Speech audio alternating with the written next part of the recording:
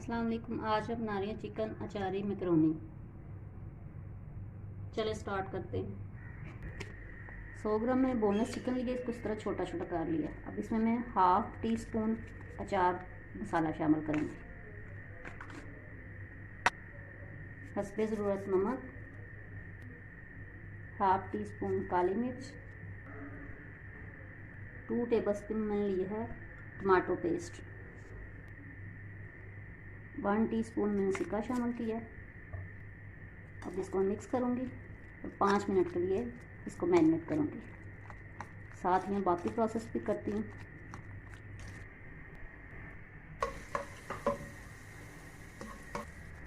लहसुन फ्राई हो गए।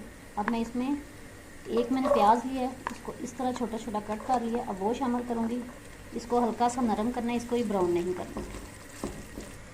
अब दूसरे चूल्हे पे एक पैन में मैंने पानी गर्म करने के लिए रखा है। पानी बॉयल हो गया। अब इसमें नमक शामिल करूँगी, 1 टेबलस्पून इसमें मैं ऑयल शामिल करूँगी और साथ ही मैंने 1 पैकेट मैकरोनी ली है, वो शामिल कर दूँगी। इसको मैंने मिक्स कर लिया और इसको मैं बॉयल करूँगी। अब प्याज हल्का सा सॉफ्ट हो गया। अब इसमें जो चिकन मैंने मैरिनेट किया है वो शामिल कर दूँगी। इसको मैं 3 मिनट के लिए पकाऊँगी। इसमें हाफ़ टी स्पून मैं सूरज मिर्च शामिल करूँगी, हस्बे ज़रूरत नमक शामिल करूँगी, थोड़ी सी हल्दी शामिल करूँगी, हाफ़ टी स्पून काली मिर्च शामिल करूँगी, 2 टेबलस्पून सोया सॉस शामिल करूँगी और इसको मिक्स करूँगी। जिसमें 1 टमाटर का पेस्ट बनाया वो शामिल कर दूँगी।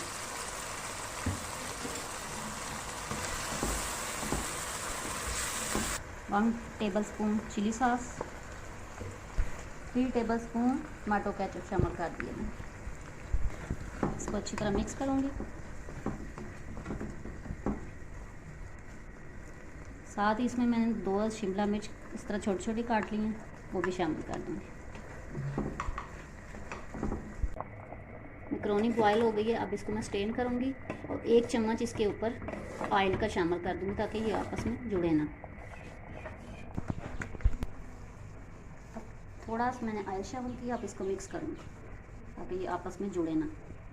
अब मैंने टमाटर 1 लिया, उसको मैंने कट कर लिया, उसके बीज निकाल दिए और इस तरह मैं छोटे पीस में लिया, वो शामिल करूँगी। और साथ ही मैंने बंद गोभी ली है। सब्जियाँ आप अपनी मर्ज़ी से कम या ज़्यादा कर सकते हैं और चेंज भी कर सकते हैं। तो मिक्स करूँगी। अब इसमें जो बॉयल मैकरोनी है वो शामिल कर दूँगी।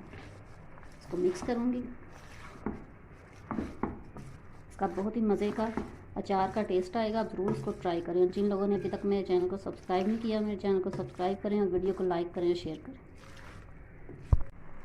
मैं 2 मिनट के लिए इसको दम पे रखूँगी, फिर इसको डिश आउट कर लूँगी।